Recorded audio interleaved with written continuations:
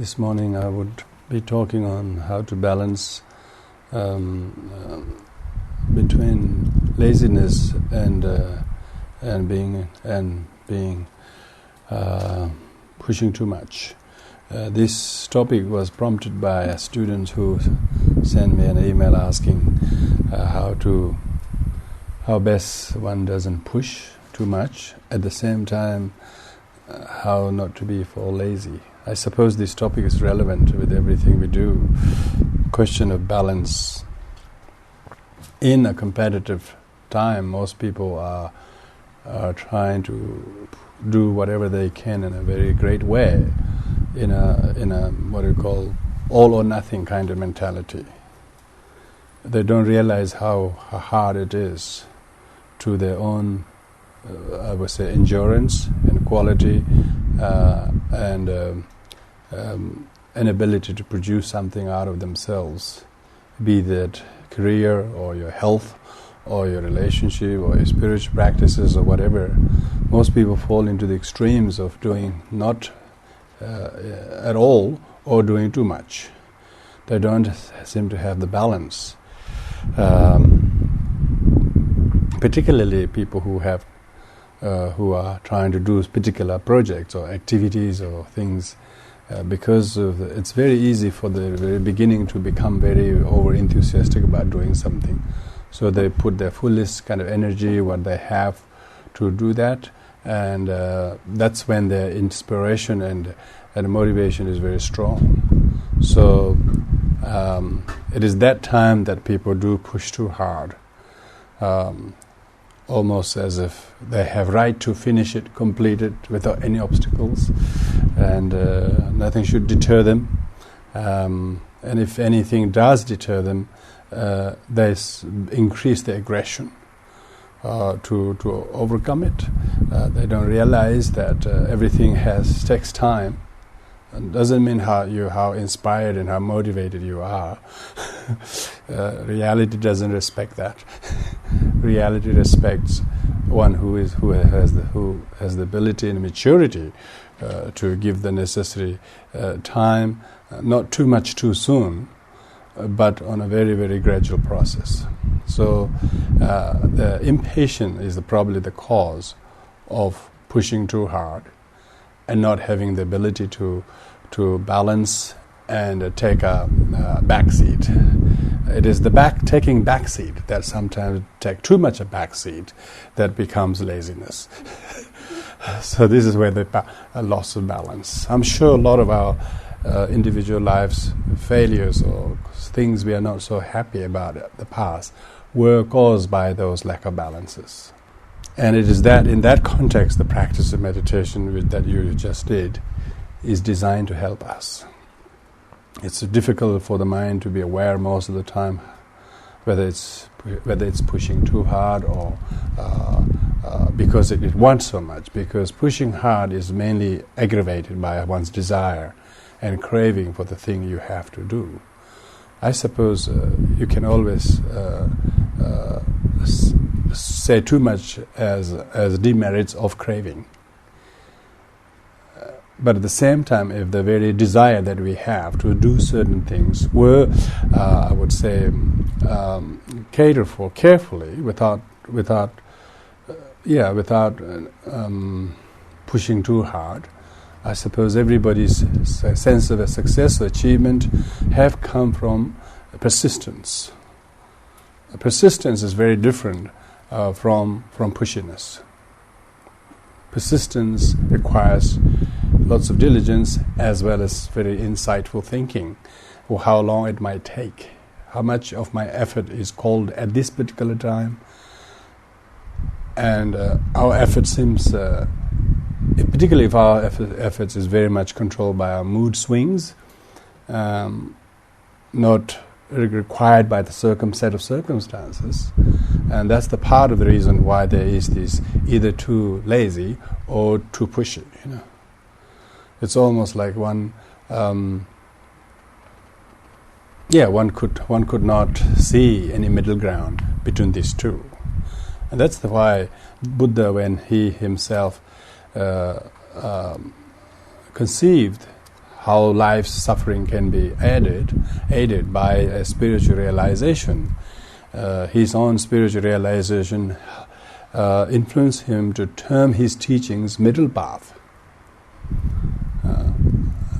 He saw others pushing too hard in the name of religious enthusiasm or whatever enthusiasm, and to the extent they're getting very fed up, if you like, with the very thing they love most. They are now fed up with it because they were too pushy. They were too pushy, and they didn't have maturity to realize what it takes to do anything. So this question of how to balance these two extremes of either too lazy, laziness means one has a sense of excuse, numerous excuses. Almost one becomes discouraged to do it. Pushiness is encouraged to do it.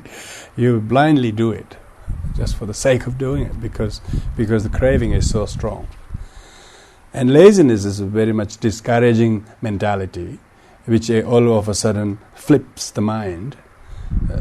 Previously one was so motivated to do it, and all of a sudden one is very demotivated.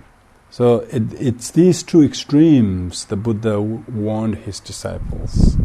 If we are suffering, it's not because the circumstances are bad, but because we are ignorant that we are going to extremes. We are not aware how to keep in the middle ground. Maybe you are too kind, maybe you are too generous. Your compassion and your love for somebody is so pushy that you're pushing too much to the extent they hate it. And yet we don't realize that that's the least thing they need from us. And when we don't realize that, that's the very extremes of whatever we are pushing. We don't realize sometimes we have to do the least we like to do. And that might be to just be anonymous, You're not trying to impress somebody all the time. Lots of people have expected so much from their endeavors and efforts, and largely induced by craving for attention, for reward, for reciprocal kindness, generosity of others, some acknowledgement of what we do. And their pushiness has only made themselves to develop aversion to the thing they have been doing. So unable to realize that how much of our success and what we do depends on many causes and conditions other than our own effort. When there is the degree of appreciation of the input of other factors than those that we give, then there's a lot of happiness, even if we couldn't do a lot. You don't have to push so much to be happy. You can just take a back seat and rejoice everything other people are doing without pushing. Because this pushiness and laziness is largely motivated by selfishness. When there is this altruistic mind that thinks of others first, then there isn't this competitive mentality that one has to do for the sake of being the first.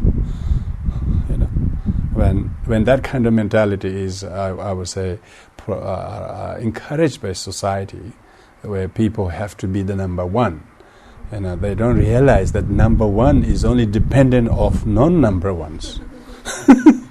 There should be others who are willing to be number two and number three. Then only you can be number one. If there's nobody, you're alone. You will never get number one. So your ability to get number one is totally dependent on non-number ones. So one has to appreciate like that. Then there is, even if you do get to success sometimes, there is an amazing sense of humility with which one thinks it is all due to many other causes than those by my own. Because otherwise there's an amazing sense of grasping and attachment to what we want to do, how much we want that to be done.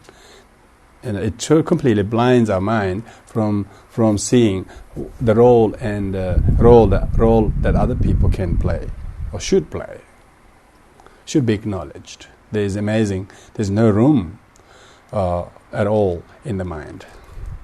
Now that's in relation to interpersonal relation. But if a person were internally looking within ourselves, this question the student wrote largely was prompted by their own inconsistency of their practice. Sometimes it's really motivated for, they'll do the practice every morning or whatever, and then other times they don't want to do it at all. You get deflated, and so in that kind of context, of course, we can apply more traditional Buddhist teaching remedies, because when you feel slack and not wanting to do anything, it's of course due to lack of motivation, of renunciation, of impermanence, and the death. That one who remembers how little time we have, and however much time we had is always getting littler.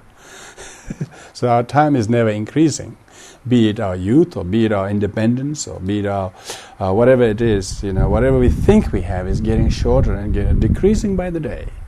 Our interest, our ability, physical ability, intellectual ability, all these things will decrease by the day. We can see people who are 10 years older than us, 15 years older than us, people who are afflicted by certain disease. You can see how they have lost the independence and ability just because they're older than us, or just because they have that disease, or just because they don't have this or that condition. But they, once upon a time, maybe not so long ago, they didn't have all those conditions. A person who is lazy is usually they don't really think about the time they don't have, and because they are not aware the preciousness of the time. That the temporarily, however much they indulge in doing nothing, or lying down, or sleeping, or eating, or rolling on the floor, those three usually goes very well together. That's even you lie so much on the right side doesn't become always satisfactory. You have to rely on the left side, and then how long can you lie down and be satisfied? And it doesn't require any effort and intelligence to do that. Now, in terms of beating up the laziness, how to overcome the laziness, one has to remember that I have not a lot of time to waste. What should I be doing? What is the mission, purpose of this life? And one got to remember, if you have a day, if you were told that you have only a day to be in a country and you have to get out next day, you will do few things on that day quickly, because you realize that that is the only day you have things to be done on that in that country while you are there. And like that, we are no different really, because we haven't. Just the thing is, the Lord of Death hasn't got the decency to inform us what exact day we have to go. He just keep it to us as if we should know. But we know from our own experiences there's no certainty as to when how short is our time. The one who remembers the law of impermanence, how everything is impermanent, how quickly we can lose the things we have, how quickly we will lose the very physical eyesight or hearing or various natural abilities that we have. It's not a kind of acquired abilities, intellectual knowledge, skills. They're just natural abilities being born. They also naturally age and decay just by sitting. It doesn't need nature doesn't say, oh, look, you haven't used up your petrol so you can stay another few more years because you didn't do a lot, You just rolled on the floor so you can stay around. Nobody says that. Time is up, the more rolling on the floor we did, and less we did other things, the time would have basically exhausted even more quickly, because one hasn't added the fuel to the lifespan. Your lifespan's fuel to your lifespan is addable and reducible by what you do or what you don't do. You see, your lifespan is naturally decreasing by living. On top of that, if one is not appreciating the life, one doesn't. Then one suffers longer. One suffers long. When a person is either pushing too hard or it's lazy, hasn't got the realization But on the other hand, the realization of impermanence. If you have the realization of impermanence, you can be argued that if you have the realization of impermanence, maybe that's what causes the pushiness. We want to push so quickly, we want to get it done because life's so short, and I must do. Lots of people do that. Yeah, sure. You don't have to push because life may be short, but what you do will not go astray. Even you couldn't finish this lifetime. You see. Leftover could be continued next life, we're doing that. This lifetime is leftover from last life. We just don't remember which last life. We are just picking up pieces where we didn't quite finish from last life. And if we knew that, there's no pushiness, really. If you understood law of impermanence, actually very, very holistically, there's no reason to push yourself as if this is the only thing. It doesn't mean that you should slacken yourself because of that either. But you will try your best. But you have no regret for not scoring particular points or whatever in this particular life. Because the enlightened ones, all the past enlightened ones anyway, unless we wanted to achieve something unprecedented, all the past enlightened ones took at least 3 uncountable eons, even though they would have pushed for the first uncountable eon very hard like us. You see, so there's nothing achievable. Lots of people have experienced nervous breakdown from their pushiness. They don't know how to take time off, or they don't know how to realize. And so because of that, there's 2 levels of realization of impermanence. At the very beginning, our realization of impermanence does increase this urgency. We don't have any time. I got to do this. Everything should just keep aside, and I got to do this. I think that's a very profound realization. It should be cherished because most people couldn't be motivated enough to do that.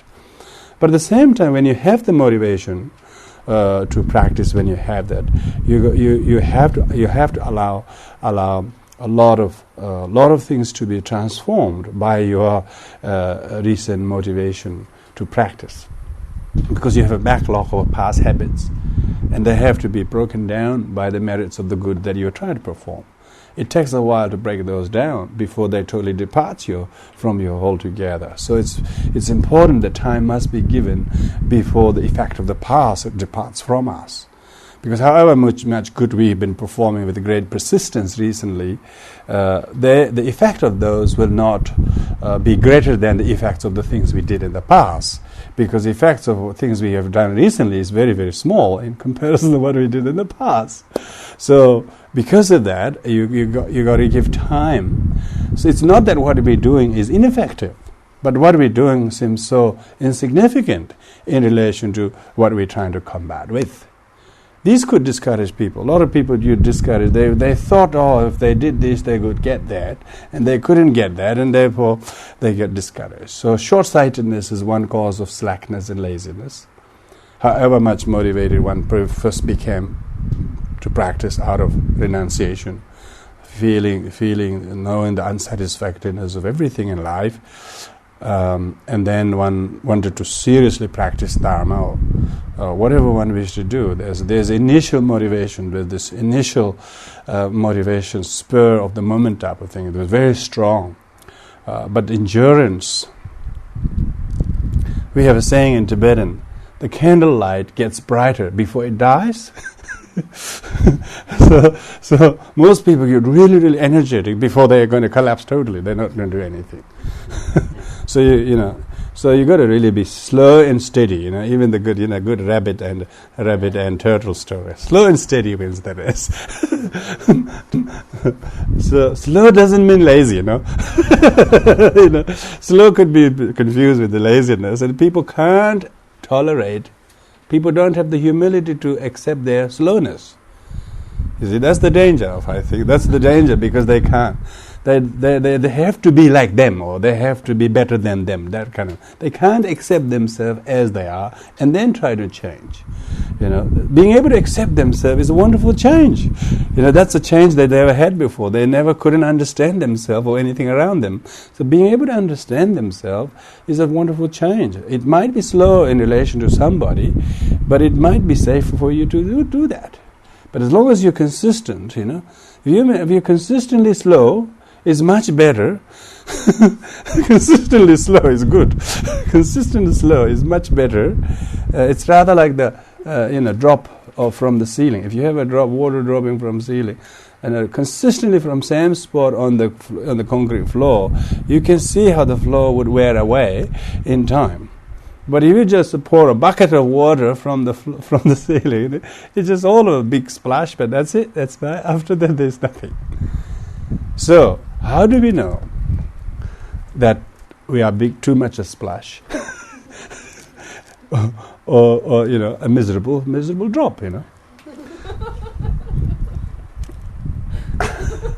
How can we make sure that? First, you have to have the quantity of water, I suppose, that's in the bucket. But nevertheless, just being able to drop gradually, I mean, slow. And if you use sparingly, it's rather like if you rather like anything really. What the people call go easy with it, Go easy with it, Being hard on ourselves is very much a big pressure. Most people have so much pressure, peer pressure, or societal pressure, or their own personal pressure. They've got to do so much in so little time, as if you have to achieve something that nobody have done before. It's very dangerous, this kind of... it doesn't mean we shouldn't encourage to perform a little better than before, but it doesn't mean that we shouldn't have humility to accept what we couldn't perform. Maybe humility to accept what we couldn't do sometimes might be the best qualities that we never knew how to. And this is particularly, I think that largely I was talking at the very beginning, the craving seems to be the cause of the pushiness or laziness. They are both, there's no difference. Laziness definitely has a strong leaning to ignorance on the surface, because the person doesn't know anything better to do. But in reality, actually, it's very desire-orientated mentality, the laziness, because the person really likes to lie down. So he doesn't even have to try that. He doesn't have to try lying down. He just falls. You don't have to do anything. It just happens. So almost like effortless effort. Laziness and effortless effort. You see. Now, of course, when you know that, that's definitely desire. Desire is so easy to lead you to go astray or to ruin if you're not skillful.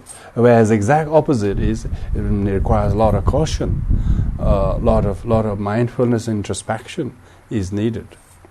Now, you can look at in what area of our life that we have been slack, that we have been lazy, in what area of life, or maybe in that very area, we have been too pushy. But these two are relatives, This one doesn't happen by itself.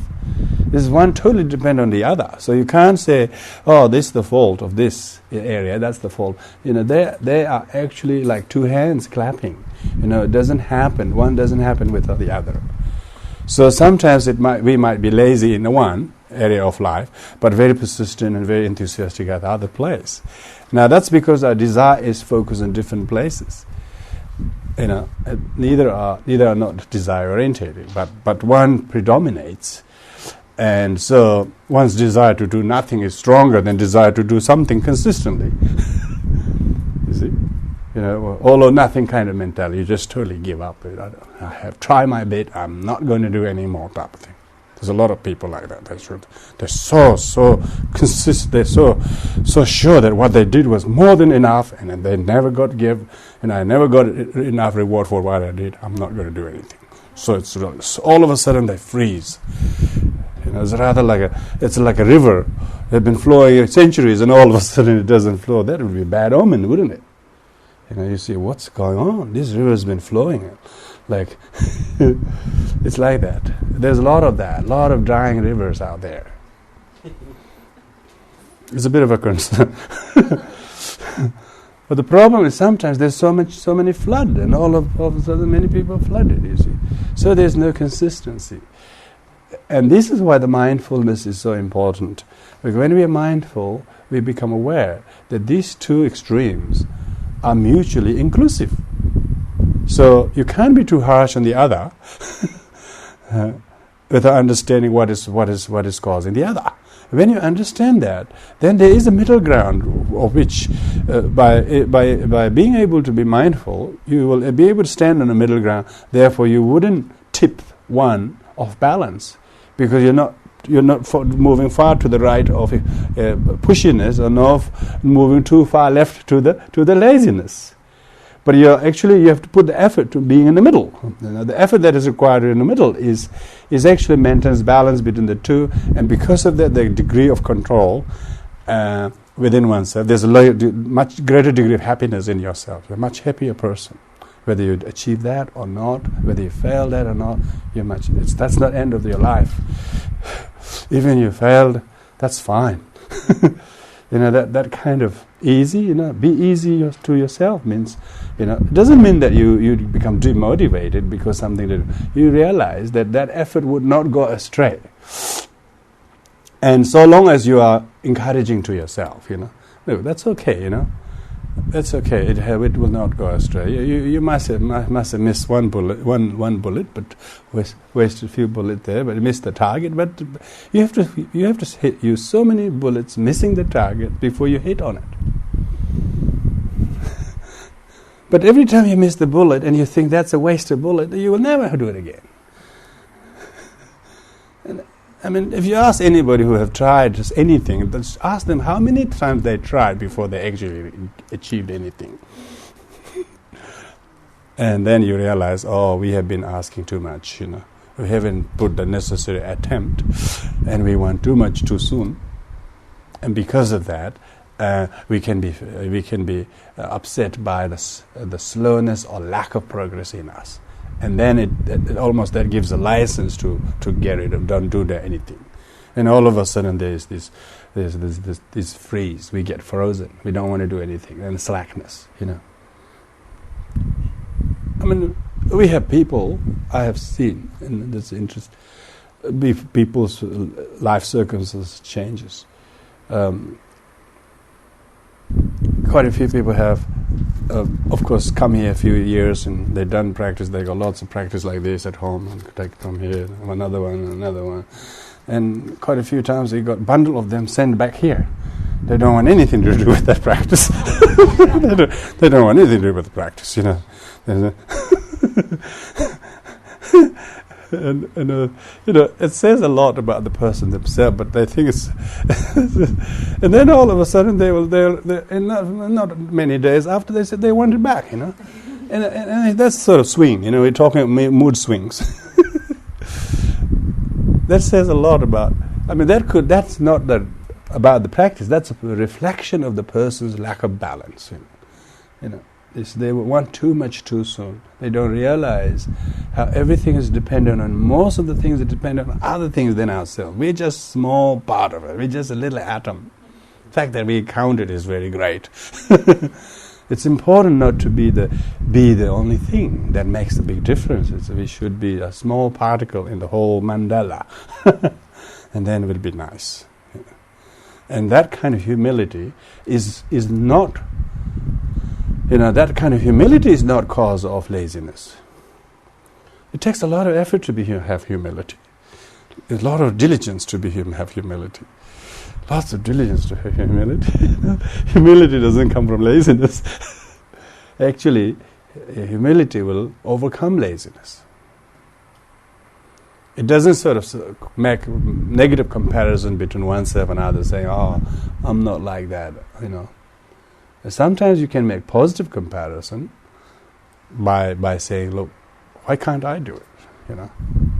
When others are able to do it, And when you're able to see that, then all of a sudden, person has another surge of motivation they come in. And when the more frequently we remember impermanence, and particularly the inevitability of death,